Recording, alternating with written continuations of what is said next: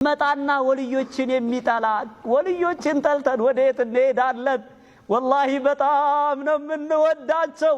ባይሆን ወልዮችን ነማናቸው ነው? ወልዮችን አላህ ይንገረን። አላ ኢነ አውሊያ አላህ ላ ኸውፉን ዐለይሂም ወላ ሁም የሕዘኑን። የአላህ ወልዮች እኮ ፍርሃት የሌለባቸው የማይተክዙ የማይጨነቁ ናቸው። الذين آمنوا وكانوا يتقون الله ገለጻቸው። እነሱም በሚታመነው አምነው ሽርክን የተጠነቀቁ በሚታመነው አምነው አላህን የፈሩ ናቸው ይላል። እኛ ደግሞ ወልይ የምናደርገው ወይ ብዙ ደረሳ ያለው ወይ ብቻውን ሆኖ መስጊድ የተቀመጠ አይደለም።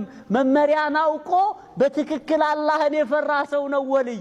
ያንን ደግሞ የሚያውቀው አላህ ነው፣ እኛ አይደለንም። የውስጡንም የሚያውቀው ኢኽላሱን አላህ ነው፣ እኛ አይደለንም።